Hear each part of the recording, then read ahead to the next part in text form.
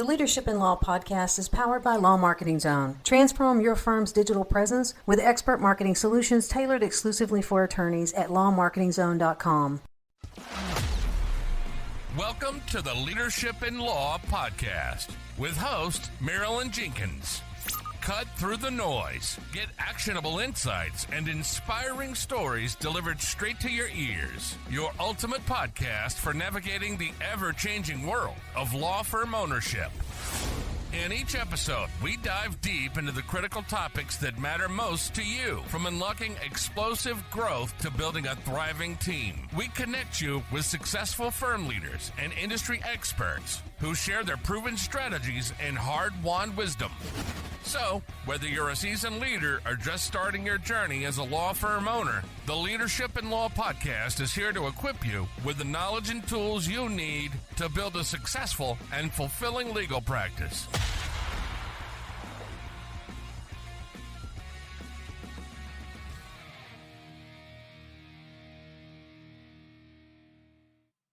Welcome to another episode of the Leadership in Law podcast. I'm your host, Marilyn Jenkins. Please join me in welcoming my guest, Finn Wycherley, to the show today.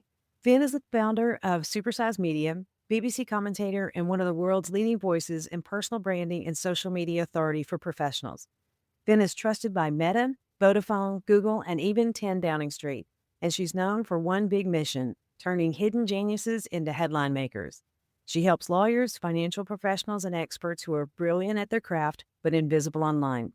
Over the last decade, she's grown clients to hundreds of thousands and sometimes millions of followers on TikTok and YouTube, doubled lead flow for professionals using AI-powered content strategies, and helped executives relaunch their careers with magnetic personal brands. Finn has spoken in more than 15 countries, built a global following, and yes, she's even followed by Barack Obama on social media. Today, she's here to talk about how professionals can overcome fear, build influence, and turn social media posts into real clients. I'm excited to have you here, Finn. Welcome. Thank you, Marilyn. I'm excited too. Absolutely. Tell us a little bit about your leadership journey. So basically, my first degree was in law, but because I was very ambitious about having lots of children, I recognized pretty quickly that it wasn't exactly going to be the best fit for my career. So I went straight into marketing after that, but I still always kept my eye on justice matters and developments in the industry over the years while I was doing speech writing and things.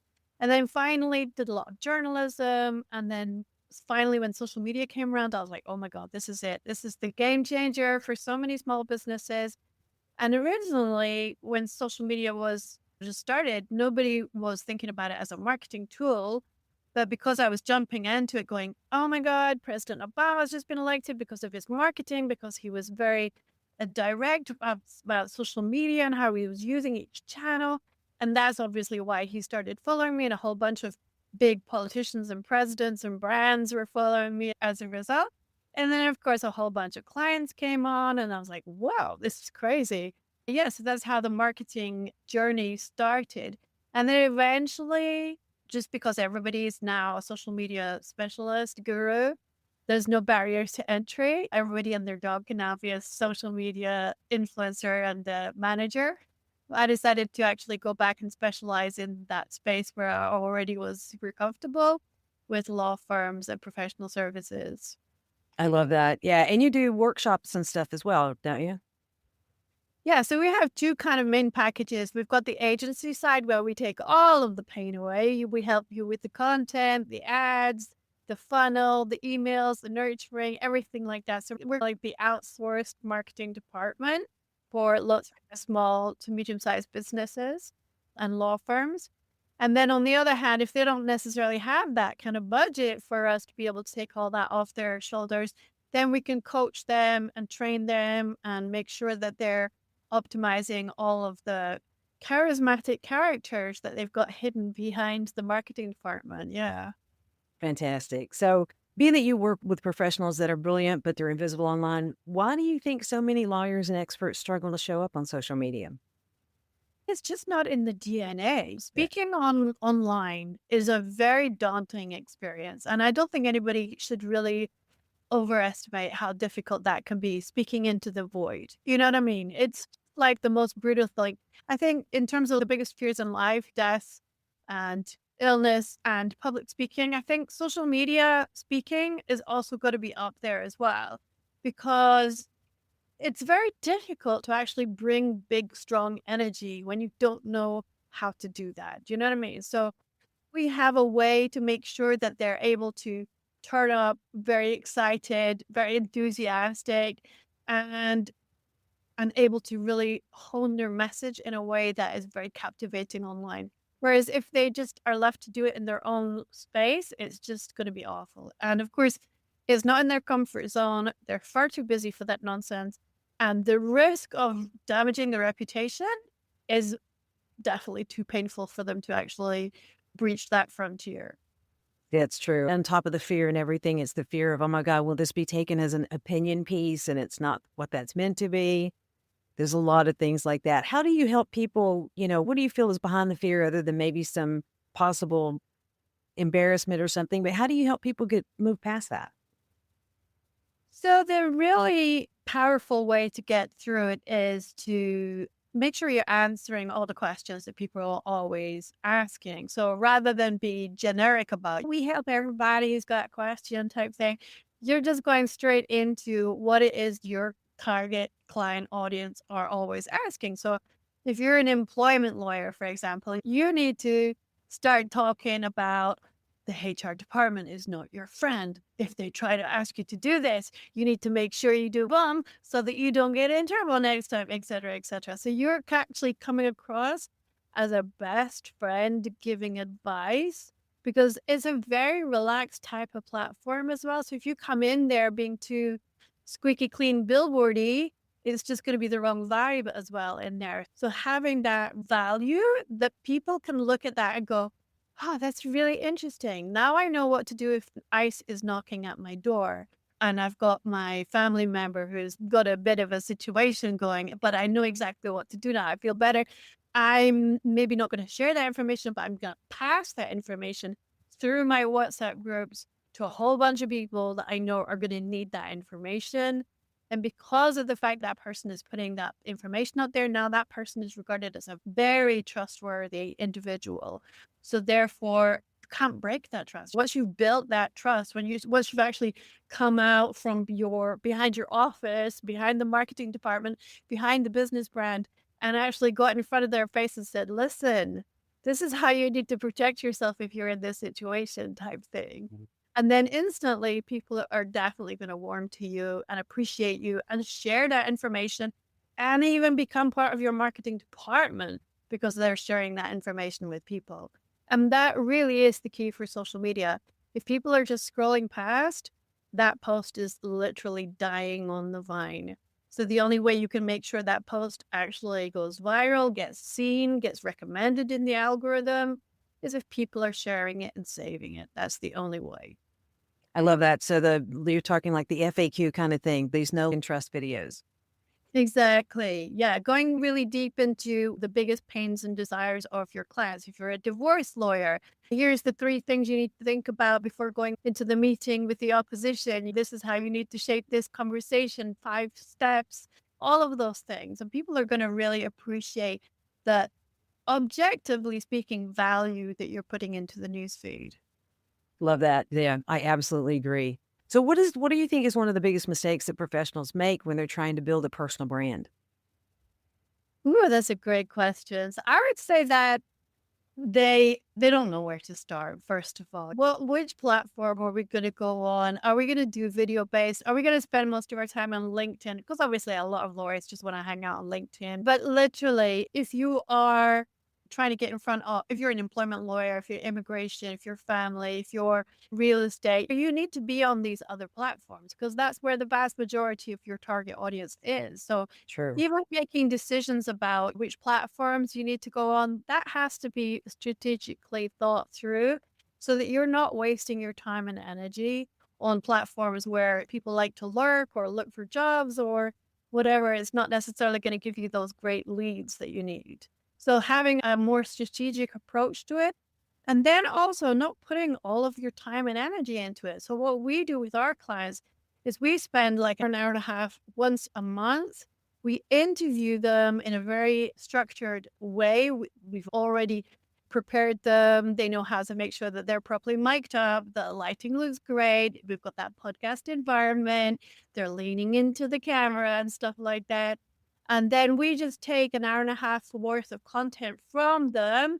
Then we take it away, edit it all up, and then either give it back to them for their team to go out and schedule it, or we will take over that pain for them.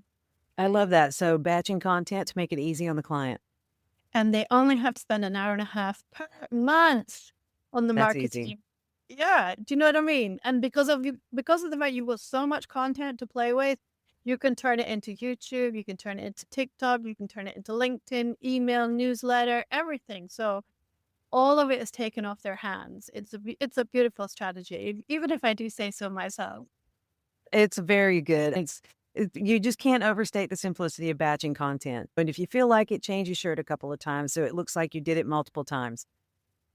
Exactly. It doesn't have to be complicated. Yeah.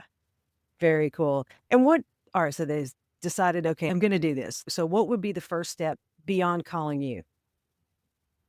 So we normally have a lot of due diligence process. Obviously, as you can imagine, with someone with a background in law, we don't move without having a proper sensu approach to the terrain, right? Okay. So we need to understand where they're at, what position they're at, where they are in the hemisphere, how does the clients look at them, make sure that the branding, the positioning, and even the website, the landing pages, and all these things are working.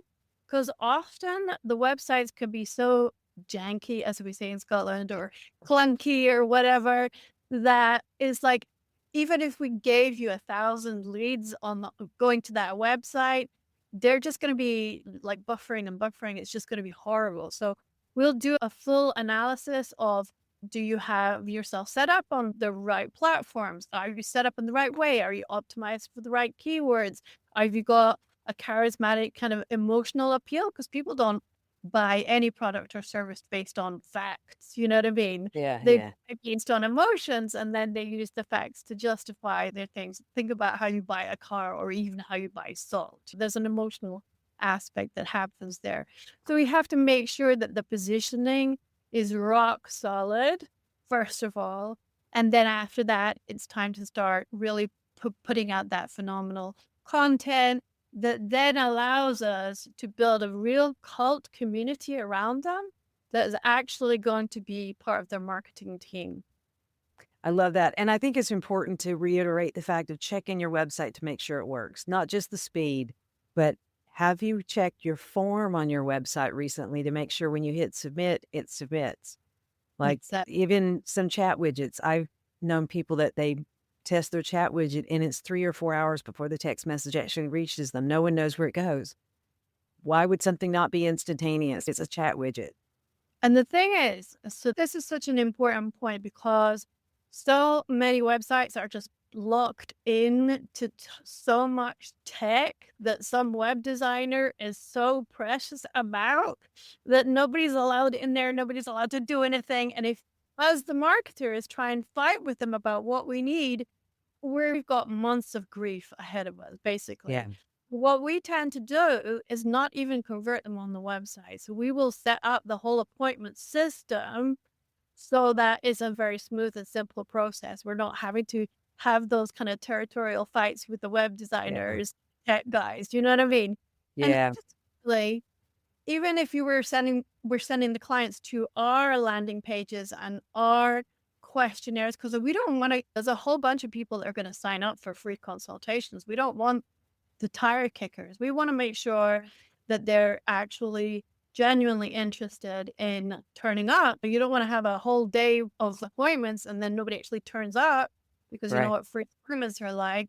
So you need to make sure that they're being properly qualified. You're putting them through their paces. You're asking the right questions, so that by the time they finished and they've actually picked that time on your calendar to have that conversation, like the tire kickers have left the building already. Do you know what I mean? So like a survey to kind of let them disqualify themselves? Exactly. Yeah. So those who are a strong appetite for actually turning up will be happy to share the information that is going to make sure that when the lawyer turns up in front of them, they've got everything they need to be able to start having that conversation about what's required and everything like that. So those people won't have a problem. It does mean we have less Yeah. leads, but it means we've got high quality leads, and they're always going to turn out pretty much. In the past, when we started doing this strategy, we would get something like 450 appointments for the month. Over 50-60% of them were just low quality or just Time time wasters. or didn't have the money, the budget for it. So that's why we are a lot more rigorous about making sure that when we got an appointment on the lawyer's calendar, it's rock solid, or as pretty much rock solid as humanly possible.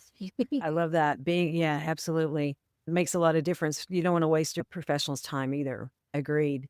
So now you talked about YouTube, you talked about TikTok. Do you think professionals should consider either of those? Because I know so many of them want to stay on LinkedIn. And we touched on that a little bit earlier. What are your opinions of the other two? I mean, I'm a mad fan of TikTok and YouTube and Instagram, because if you're a divorce lawyer or real estate, are your clients genuinely hanging out on LinkedIn? No. It's a no. It's a no. So don't even fool yourself. The vast majority of the universe are on those platforms because it's like they're hanging out in a mall, right? They're just chilling there. They're catching up with their friends. They're catching up on the gossip or the politics that they love. And because the algorithm on that particular platform sees that they've been looking at how do I divorce my partner without losing my kids, then they're going to feed them the most viral pieces of content that is going to keep them on the platform. So therefore, you have an opportunity on TikTok, on YouTube, on Instagram, where those clients are hanging out, rather than it would be like in the old days going, oh, we only do telephone. We don't do websites. You know what I mean? Shut up. Stop it. Yeah. Just go where the clients are and just get over yourself. You know what I mean? Because Yeah. when you're creating that great quality content, which at the end of the day is the hardest part, why limit yourself to distributing it on one platform when it takes Well, one link to put it on all of them? yeah. And then you can let the audience decide where you're getting huge. You might surprise yourself and discover you're getting massive on Instagram. You're like, who knew? You know what I mean? Exactly. Yeah, So and we definitely do the Facebook, Instagram. If you're a B2C attorney, right? LinkedIn is not the place to be. Yeah, you want to have a presence there, right? But that's not where you're going to be posting content for clients. So I absolutely. love what you're saying. Go where your clients are. Fish where the fish are. And I call it putting the fishing rod into all of the ponds and then waiting to see what comes back. Let the data decide, let the audience decide where you need to concentrate your efforts. And ultimately, some months we will see, with even clients in the same kind of vertical, some of them are just killing it on Instagram, some of them are killing it on YouTube, some of them are killing it on TikTok, just because they've got that particular vibe. And then because they've suddenly got interested because obviously most of them are like, TikTok, I'm a professional. I'm not going to be singing and dancing on TikTok. I'm not a YouTuber. You know what I mean? And of course, once they begin to see the results coming in and how quickly they can grow on the platform, and within post number 6, they're getting 100,000 views. They're like, right, I'm interested now. So what do I have to do to get to a million views now? So then they start enjoying the fact that they're becoming TikTok big and they're getting to be cool with their own kids now. So there's a level of competition that is Mhm. great to be able to engender in the lawyers, because lawyers are naturally competitive. So Right. when you can get them into that space where they're like, hey, actually, I'm beating that guy over there. I got like 100,000 views on that post and he only got 5,000. I Now love they're it. in space. Yeah. Yeah. And it is things just getting it out there, getting stuff out there. But I agree with you. I think it depends on the vibe, but it's getting past that idea of what we think a TikTok is or what we think a YouTube. When we see the kids on the street, I say kids, doing the dances and doing all of these things. And that's part of it, but that's also part of that algorithm. So it's a bit different. But I love the way that you just dispel those rumors, get out there. You can still be professional. and have a vibe about you and appeal on the social media and get followers. 100%. And the thing is, once you do it that way, you're going to find yourself moving from like maybe 2 or 3,000 fans on LinkedIn and a bit on Twitter or Blue Sky X. But then you can move into the hundreds of thousands. Most of our clients are on the hundreds of thousands because of the fact that they're showing up on the regular, sometimes once, twice a day, sometimes 3 times a day if there's a big campaign going on. And we're just providing value. And then at one point in the month, we're like, free consultations over Thanksgiving, let's go. And then we get the appointments flooding through, and it's happy days for everybody. Love that.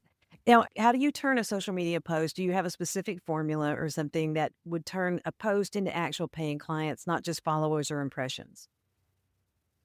So, great question. I would say that every single post is a potential lead. So that's why we're creating value. We're not generically going, well, if you've got a problem with your family, then, and you're wanting to divorce your husband, then, we're always at the end of the phone type of thing. No, we want to be very specific about the information that we're giving. And then we're giving them the option to download something of incredible value, a lead magnet, a free webinar, or a PDF cheat sheet of the 10 things you need to do when you're walking in, or how to decide which divorce lawyer to use, et cetera, et cetera. Okay. So therefore, you're capturing their email, you're bringing them into your digital sales funnel, you're nurturing them now, not just on the social media platform, but also through your newsletters. And now they've actually binge watched a whole bunch of your content. They're looking out for your material coming in through their inbox now to their email, and they're really appreciating it and valuing it. And at that point, when they've reached that zero moment of decision, then the only person that they're ever going to think about calling is you to book an appointment. I love that. Yeah. So you're talking about using social media as your entire funnel, and just by giving value, then giving the lead magnet, the more information, then getting them into your email. I love that. So you go from someone else's audience to your audience to then they become a client. Exactly. And at the end of the day, it's also changing their idea about what social media is, because social media means being social. You can't just what I call pump and dump. You can't just go there and just post that post and then disappear until tomorrow. It just doesn't work like that. You actually got to be in there, nurturing, having a chat, having a conversation, answering a couple of questions and things like that. And obviously, the lawyer doesn't have time for that. So our team, we handle all of that for them. So that means that people have a sense of having some kind of relationship with the lawyer. And even if it's in a different language, we're able to do that nowadays as well. So it's phenomenal. Fantastic. And I know that you had mentioned that with the AI is pulling in, you're using about a bit of that. How is AI changing the content creation? It's helping a lot of things as far as writing goes. How should professionals use AI to simplify their marketing, grow authority? So one of the most incredible ways we're using AI is with the kind of multilingual approach. So we have quite a few lawyers who are speaking to Latino communities. So the majority of their content is English. They've developed it in English. But because we're able to take that 20-second video, put it through the AI, and now it looks like they're speaking fluent Mexican Spanish, not just Castilian Spanish, with the beautiful accent, of course, and it looks genuine. However, we would always put under the post, this has been created using AI in order to enhance communication, rather than get them going, what the hell? How come she's now speaking fluent Mandarin? When did that happen? You know what I mean? So I as love soon that. as you're using any kind of hesitation or doubt, or their trust issues are being like tried, then we need to anticipate that and make sure we're saying, look, yeah, of course this is AI. She's not fluent in Arabic. We're doing this to help make sure that you really understand what she's wanting to communicate. And they're like, wow, that's really cool. To reach a bigger audience. Agreed. And are there specific AI tools that you consider must-haves for lawyers and professionals who want to scale their visibility? So we use all of the classics, the Claudes, the Perplexities, and the ChatGPTs as well. There's a whole list of them in terms of the the written word, but then the videos, the descripts and everything, and then the image creation. So There's there's so many. really, we could do a full episode just on the different types of AI tools. But ultimately, you need to focus in on what's going to be the most effective with the time, with the budget, with the skills available, or are we going to outsource? So sometimes we're in there as the consultant, and then they want to use some freelancers to actually deliver, or sometimes it's us and the team, sometimes it's them and their team. So all of those factors have to be brought into consideration as to what their level of capacity actually is in the team over there. Good. I love that. So it's basically custom to the client depending on what the needs are. There's not just Yeah. one size fit. There's so many tools now and they're constantly coming out. So Yeah, exactly. So if we've got a client who's got an absolute basic website, they've just got a presence on LinkedIn, I'm not going to be overwhelming them with this is the huge list of stuff you need to be doing now. It's just, they're just going to be like, okay, we're done here. See you later. yeah, Bye. unrealistic. Exactly. So you're a regular BBC commentator. How has that shaped the way that you teach people to build authority?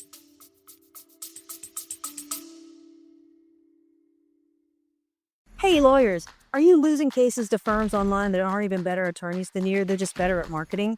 Most law firms are nearly invisible online. If you're not showing up in the Google Map pack, if your ads aren't converting, or if you're constantly waiting on referrals, you're leaving money on the table. At Law Marketing Zone, we've helped clients go from 0 to over 20 cases a month. And we put our top strategies into a quick, free checklist, the Law Firm Marketing Fix.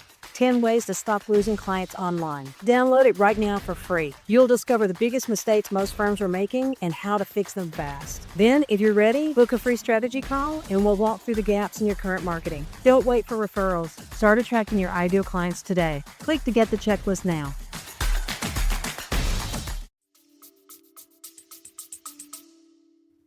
So when it comes to building authority, it's always best to come highly regarded by high-profile brands. So whether it's Barack Obama or BBC or all of the other randoms out there, it helps to establish in the client's mind that you are trustworthy, you are a regular person that is not going to be a complete shyster.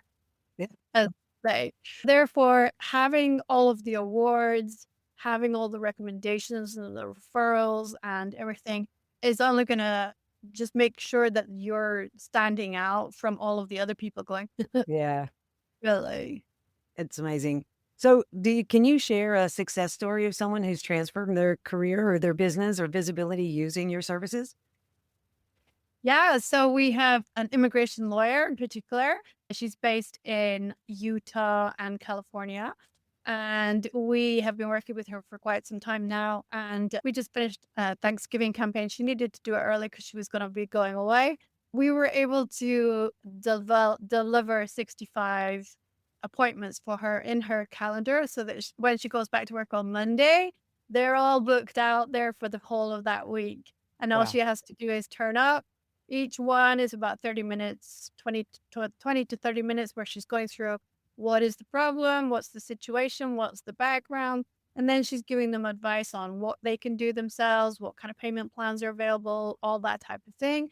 And then about 20 to 35% of them will actually turn into retainers. And of course, each retainer is worth about $5,000. Cool. So that's part of the magic of what we do. And that's driven mainly from TikTok and Instagram, but we use Facebook and YouTube, and those ones are growing very strongly because sometimes the algorithm changes on each platform.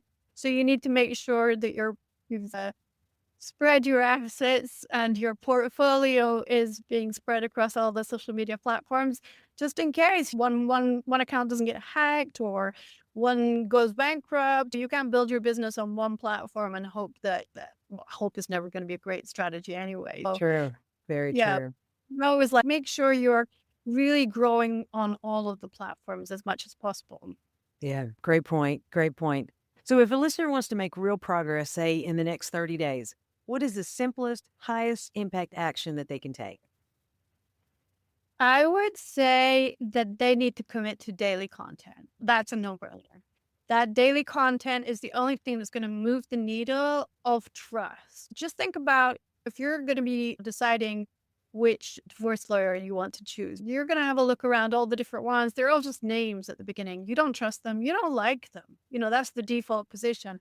So how long are you going to take before you actually begin to state, he's my guy or she's my gal. I like her. I think she's not going to look at me like I'm an absolute idiot if I walk into her office. So committing to daily content is an absolute must. And that includes Saturdays and Sundays as well, because often people are chilling and relaxing. It's a different type of content that can actually bond really well, do the relationship building.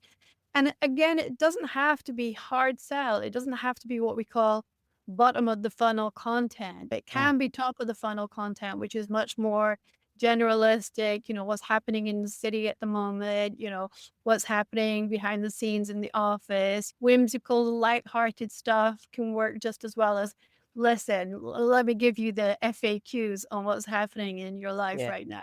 Yeah. Well, make yourself normal. Make yourself a person. That's what people want. And many professionals people feel like they're unapproachable. So making yourself approachable. Yeah. Being human is the only way. Yeah. Yeah.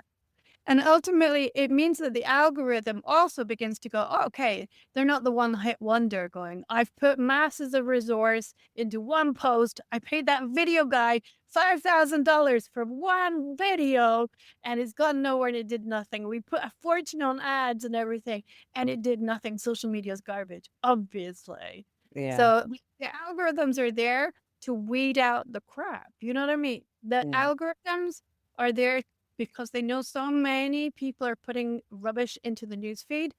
If nobody is liking, commenting, and sharing your post, then the algorithm will kill that post instantly. So they will normally now show it to only 200 people.